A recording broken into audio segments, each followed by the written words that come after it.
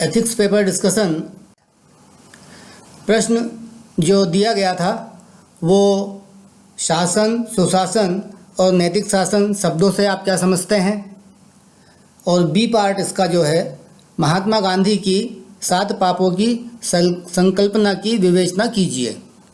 अब इस क्वेश्चन को जब हम पढ़ते हैं, दोनों पार्ट को, ए और बी को, तो समझने के लिए शासन, सुशासन, नैतिक शासन शब्दों से आप क्या समझते हैं, और दूसरा कि संकल्पना की विवेचना कीजिए। अब ये दोनों चीज़ें यहाँ पे प्रश्नकर्ता चाहता है आपसे कि आप अपने मौलिक विचार इसमें लिखें। आप क्या समझते हैं व्यक्तिगत रूप से, उस चीज़ को यहाँ पर आपको लिखना है। और जो जानकारी आपके पास में है शासन की, सुशासन के बारे में, नैतिक शासन के बारे में, और महात्मा गांधी ने जिन सामाजिक 7 पापों की चर्चा की थी, उस संकल्पना की के बारे में आपके अपने क्या विचार हैं, या हमने क्या समझा है उससे, हमें ये वहाँ पर लिखना होगा। तो देखते हैं कि इसे हम कैसे लिख सकते हैं, और इसका जो मटेरियल है, इसमें जो बातें लिखनी है हमें, वो हम कहाँ से उठाएंगे, कैसे उठाएंगे, और उनको फिर अपने तरीके से, अपने शब्दों में उसको वहाँ कैसे एक्सप्रेस करेंगे। इसमें क्वेश्चन में जो मेन पॉइंट हैं वो शासन, सुशासन, नैतिक शासन शब्दों से आप क्या समझते हैं, और संकल्पना की विवेचना कीजिए। हमें इन 5 बिंदुओं पे अपने विचार रखने हैं, अपनी बात लिखनी है, अपनी बात कहनी है कि हमारी अंडरस्टैंडिंग, हमारी समझ इन मुद्दों पे या इन बातों को लेकर के हमारी समझ ऐसी बनती है। अब जब हम इसको लिखना शुरू करेंगे तो इसमें हमें एक छोटी सी भूमिका लिखनी है, या छोटी सी अपनी वो जानकारी देनी है जो आपके पास में है कि आप शासन से क्या समझते हैं। तो शासन कहाँ से निकलता है? शासन संविधान से प्रदत्त शक्तियों के द्वारा न्यायपालिका और विधायिका, कार्यपालिका को अधिकार देती हैं। शक्तियाँ संविधान से मिलती हैं, न्यायपालिका और विधायिका फिर उसमें नियम कानून कायदे बनाते हैं, नीतियाँ बनती हैं, योजनाएं बनती हैं, और उनको लागू करने के अधिकार जो है, उनको एक्सरसाइज करने के अधिकार जो है राष्ट्र में, हर क्षेत्र में, प्रत्येक क्षेत्र में, वो कार्यपालिका को आते हैं। और कार्यपालिका में जो लोक सेवक हैं वो उन निर्देशों के तहत, उस मार्गदर्शन के तहत, उन मापदंडों के तहत राजकाज चलाते हैं। देश में सारे काम समाज में भी करते हैं और बाकी के सभी क्षेत्रों में उन्हीं निर्देशों के अनुसार वो काम करते हैं। तो ये बात हमको वहाँ कम से कम शब्दों में कि किस प्रकार से ये प्रणाली बनती है जिसको हम शासन कहते हैं, इसमें शक्तियाँ कहाँ से आती हैं, अधिकार कहाँ से आते हैं, कौन किसको ट्रांसफ़र करता है और कौन उसको एग्जीक्यूट करता है। तो इसको ये लिखना आपका अपना आर्ट होगा। आप उसको कैसे लिखते हैं, कम से कम शब्दों में और सारगर्भित शब्दों में, कि ये जो तथ्य है ये निकल के वहाँ पे आ जाए। अब देखते हैं कि शासन, ये शासन जो शब्द है, शासन शब्द में 2 चीज़ें होती हैं। एक तो वो जो शासन करता है, एक वो जिससे शासन करता है। तो जिससे शासन करता है वो अधिकार, वो शक्तियाँ, वो नियम कायदे कानून कार्यपालिका को ऊपर से मिलते हैं, विधायिका और न्यायपालिका जो है वो उनको देते हैं। तो शासन का जो मतलब है हकीकत में वो ऐसा है कि वो तंत्र जो अधिकारों के उपयोग नियमानुसार करता है, या कानूनों को या निर्णयों को लागू करने के उसको अधिकार होते हैं, और एक प्रणाली के तहत वो इन अधिकारों का उपयोग करके सारे राष्ट्र में सभी क्षेत्रों में निर्णय करना, प्रबंधन करना, संचालन करना, पालन करना, नियंत्रण करना, नियमन करना और निर्देशन करने जैसी गतिविधियाँ, ये एक is a bunch of activities एक एक्टिविटी नहीं है। कार्यपालिका एक ही काम नहीं करती है, कार्यपालिका बहुत सारे काम करती है। आपदा प्रबंधन होता हैगा, कहीं कहीं निर्देश देने होते हैंगे, कहीं कानून व्यवस्था का पालन करवाना होता हैगा, कहीं पर एग्रेशन अगर है तो उसको नियंत्रण में लाना होता हैगा। तो इस तरह से ये एक समूह है गतिविधियों का जिनका उपयोग करके और कार्यपालिका या लोक सेवक जो हैं वो शासन चलाते हैं, चलवाते हैं और राष्ट्र का संचालन करते हैं। तो ये इतनी बातें हमें इस शासन को जब हम लिखेंगे कि शासन से हम क्या समझते हैं, तो आपको अपने हिसाब से इस चीज़ को वहाँ पर लिखना हैगा। और उसमें इन जितने शब्द यहाँ मैंने आपको बताए हैं, ये शब्द उसमें अगर मैक्सिमम आप कवर करते हैं तो फिर आपकी अंडरस्टैंडिंग जो है कि हाँ, शासन के बारे में इसकी अंडरस्टैंडिंग A to Z है कि इतनी इतनी एक्टिविटीज़ या इतनी इतनी गतिविधियाँ शासन जो है करता है, करवाता है और राष्ट्र को चलाता है। इसके बाद में देखते हैं कि सुशासन क्या है। अब सुशासन, वैसे तो संविधान में हमारे सुशासन की संकल्पना जो है या सुशासन की बातें जो हैं हमारे संविधान में निहित है पहले से ही, और यह संविधान का एक अंग है। लेकिन दुर्भाग्य कहें या जो भी कहें, यह प्रैक्टिस में उतना आया नहीं जितना कि आज इस पे काम हो रहा है और आज इसको करने की कोशिश की जा रही है। तो इसमें क्या है कि जब शासन, जिसको हम बोलते हैं रूल ऑफ लॉ, उसके अंतर्गत और उसको चलाने में या उसको समाज के लिए, देश के लिए जब उपयोग में लाया जाता है, तब उसमें अगर कुछ क्वालिटीज़ आ जाएं, कुछ उसमें गुणवत्ता आ जाए, कुछ उसमें नयापन ऐसा आ जाए कि प्रशासन प्रभावी हो जाए, शासन प्रभावी हो जाए और देश का संचालन सुचारुता से, बिना किसी विघ्न के, बिना किसी बाधा के, शांति और समाधान से संचालन हो देश का, और सरकार जितनी भी योजनाएं या जितनी भी नीतियां नागरिकों के लिए बनाती हैं उनका क्रियान्वयन करने में कार्यपालिका को भी दिक्कत ना हो और जिनके ऊपर उनका क्रियान्वयन किया जा रहा है उनको भी दिक्कत ना हो, और एक परस्पर विश्वास के साथ में, एक्सेप्टेंसी के साथ में, स्वीकार्यता के साथ में अगर यह शासन चलता है परस्पर, जहाँ पर सरकार और समाज में, सरकार और नागरिकों में एक विश्वास है, तो वो जो है सुशासन की श्रेणी में जो है वो आता है। और आजकल इस पे काफ़ी जोर दिया जा रहा है, क्योंकि इस बदलाव के दौर में, वैश्वीकरण के युग में, जब हम अर्थव्यवस्था को खोलना पड़ रहा हैगा और एक पूरी दुनिया ग्लोबल विलेज में कन्वर्ट हो गई है, तो ऐसे समय में आपके यहाँ का जो शासन है, आपके यहाँ का जो प्रशासन है, अगर उसे इफ़ेक्टिव नहीं बनाएंगे, अगर उसे प्रभावी नहीं बनाएंगे, तो फिर इस विश्व में जो है सर्वाइव करना बड़ा मुश्किल है। यहाँ पर लोगों को की आकांक्षाएं बढ़ रही हैं, लोगों की उम्मीदें बढ़ रही हैं, उनकी ज़रूरतें बढ़ रही हैं, और उस हिसाब से अगर शासन प्रणाली में गुणवत्ता पूर्ण सुधार नहीं होता हैगा तो फिर जो है वो हम पिछड़ते जाते हैंगे। तो इसके मद्देनज़र कि देश की प्रगति, समाज की प्रगति अवरुद्ध ना हो, प्रशासन में भी बदलाव लाने की ये वर्तमान समय में पूरी ज़रूरत भी है और उसकी कोशिशें भी पूरी हो रही हैं। तो सुशासन के अंतर्गत पारदर्शिता, सहभागिता, कानून का पालन करना, न्याय संगतता, संवेदनशीलता, जवाबदेही, प्रभावीता और परिणाम मूलकता, ये गुण जो हैं, इन गुणों का समावेश प्रशासन में, शासन में धीरे धीरे किया जाता हैगा और उनको स्थायित्व मिले, इसलिए कुछ नीतियां बनती हैं, कुछ योजनाएं बनती हैं ऐसी जिनका क्रियान्वयन जब होता हैगा तो उसमें कार्यपालिका और जनता के बीच में एक विश्वास बनता हैगा।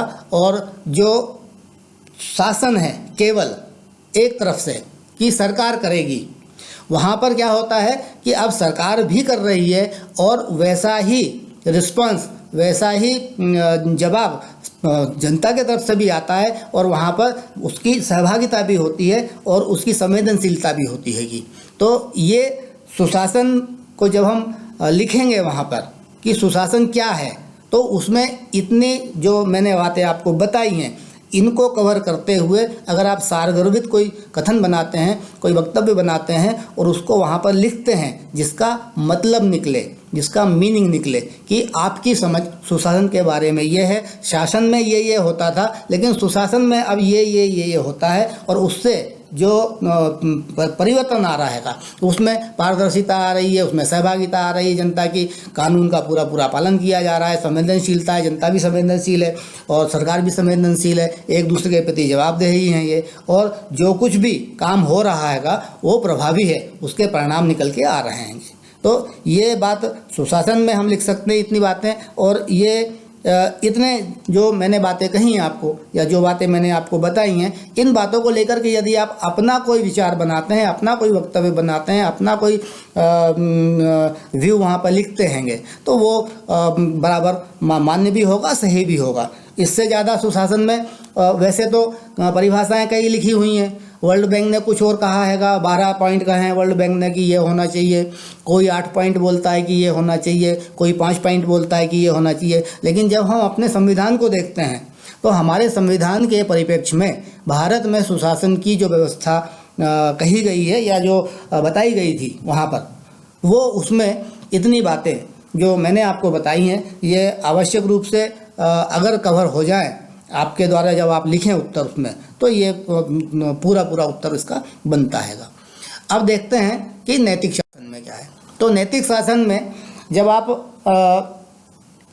की तरफ बढ़ते हैं, ये उत्तरोत्तर एक सीढ़ी से दूसरी सीढ़ी, दूसरी सीढ़ी से तीसरी सीढ़ी प्रगति का एक उपक्रम है, या प्रगति की तरफ जाने वाला जो है एक ये काम है, जहाँ पर कि राष्ट्र पहले शासित था। हम लोग जब आज़ाद नहीं हुए थे तब हम शासित थे, तब कानून का ही राज चलता था, वहाँ पर किसी प्रकार की कोई मानवीयता या किसी प्रकार का कोई उसका वो पुट हुआ नहीं करता था।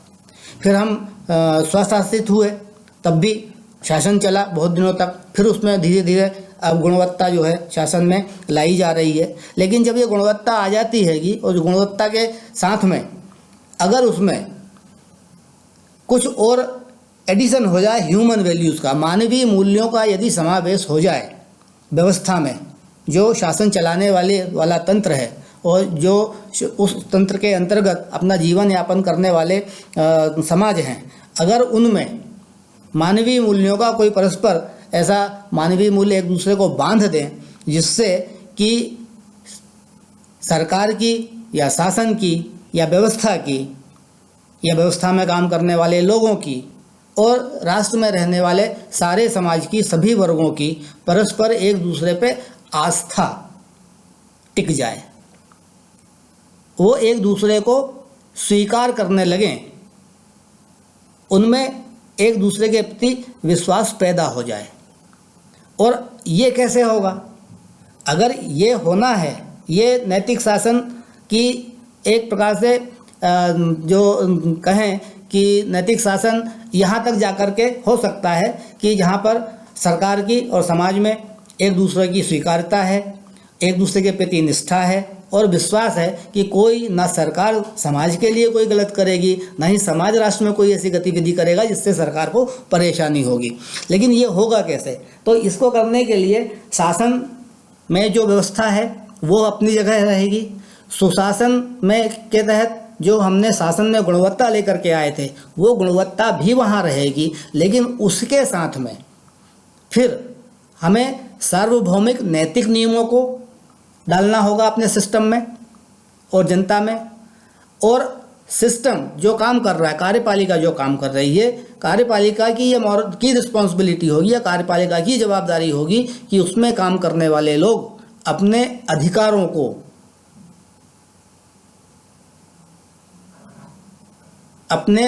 को प्रयोग में लाने के पहले ये देखें कि मनुष्य होने के नाते या इस देश का नागरिक होने के नाते मेरा कर्तव्य क्या है।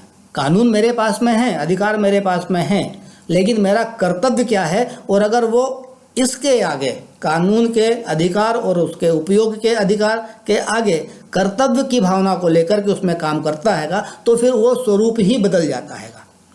उसमें फिर ये होता है कि कानून में जो कुछ भी सकारात्मक चीज़ें हैं उनको वो इम्प्लीमेंट करता हैगा, ना कि नकारात्मक पक्ष को वो छोड़ेगा। और सकारात्मक पक्ष को लेकर के वो समाज में जाएगा, राष्ट्र की सेवा करेगा, योजनाओं को लागू करेगा, नीतियों को इम्प्लीमेंट करेगा।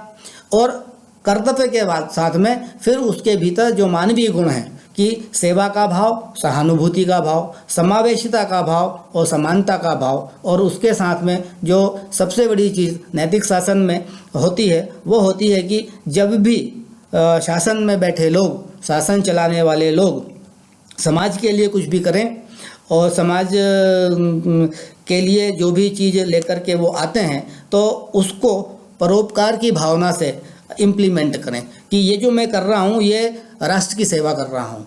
और ये जो भावना है, परोपकार की भावना, अगर इसमें आ जाती है और उसका जो प्रतिफल है, उसका जो रिस्पांस आता है समाज के भीतर से, वो भी वैसा ही आएगा फिर।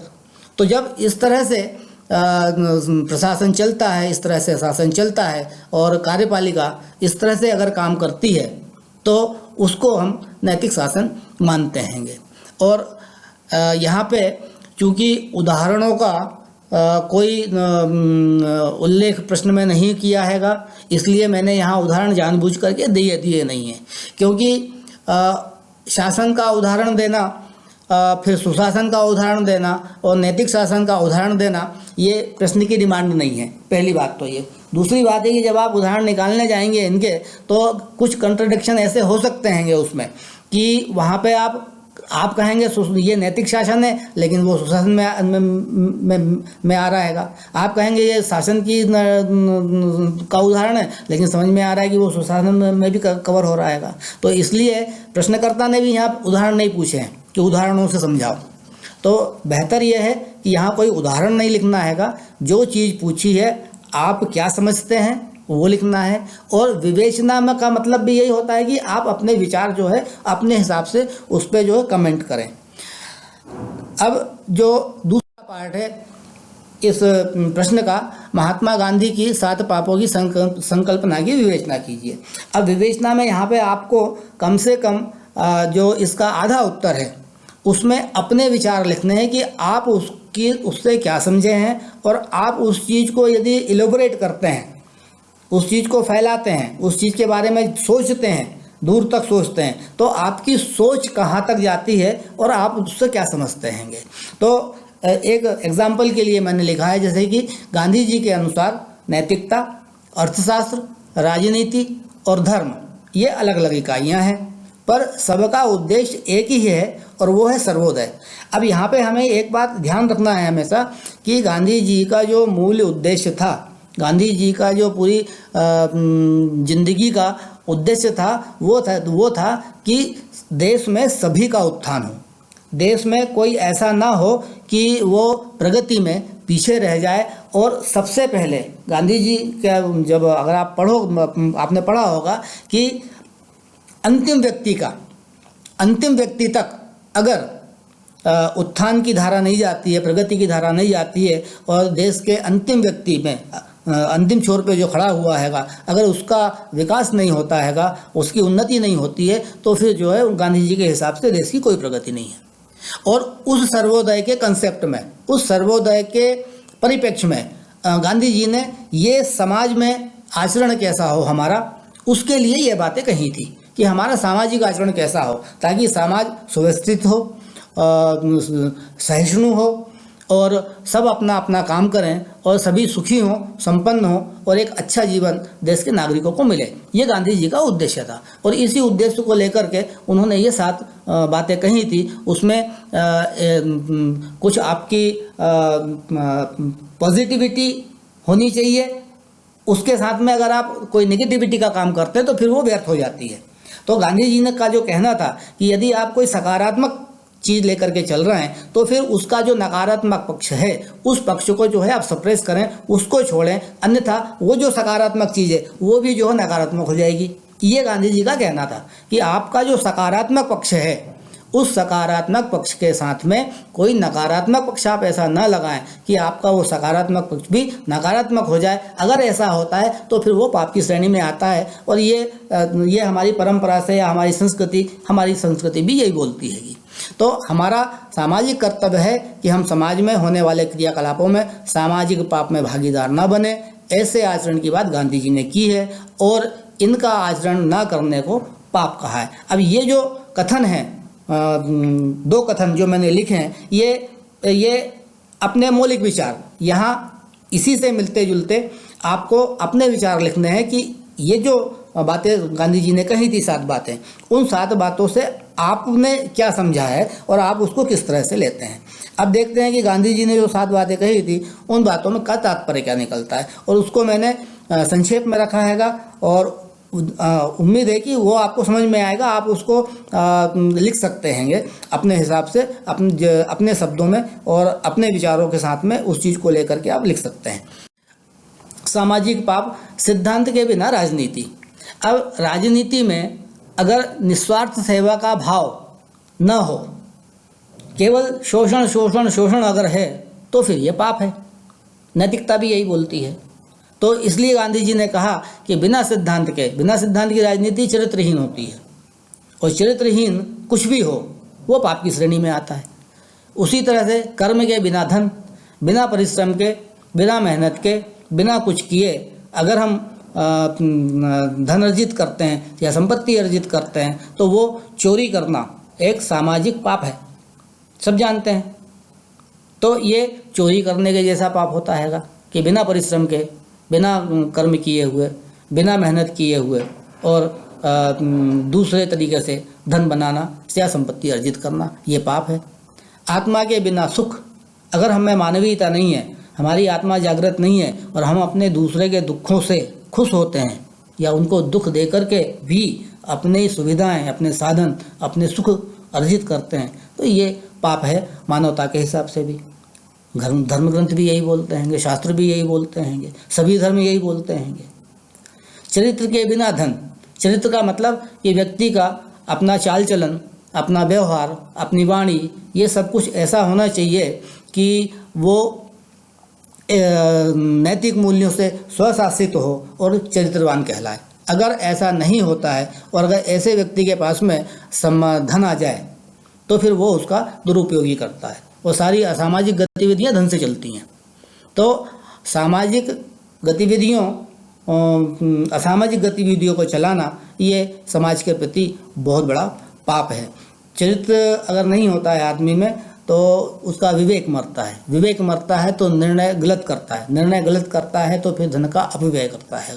ये एक मतलब पुरातन काल से चली आ रही बातें हैं जिनको गांधी जी ने नए परिप्रेक्ष्य में इनको कहा हैगा और समाज के परिप्रेक्ष्य में कहा कि भाई समाज एक सामाजिक प्राणी होने के नाते हमें इन चीज़ों का परहेज करना चाहिए और इन चीज़ों को करना चाहिए, क्योंकि चरित्रवान अगर हुए और धन का अपव्यय किया तो आपका चरित्र गया। उसी तरह से नैतिकता के बिना व्यापार।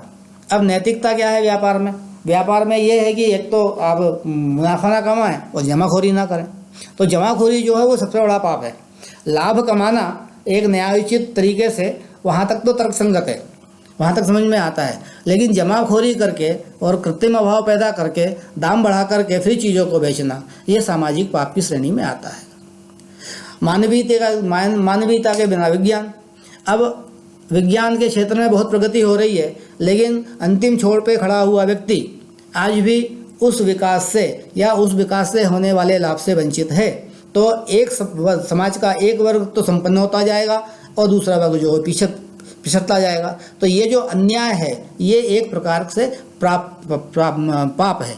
समाज में किसी भी वर्ग के प्रति, किसी भी समुदाय के प्रति या वंचितों के प्रति यदि अन्याय होता है तो वो पाप की श्रेणी में आता है। इसलिए गांधी जी ने कहा कि मानवीयता के बिना विज्ञान जो है वो जो है फिर पाप हो जाएगा, फिर वो आपके किसी मतलब का नहीं।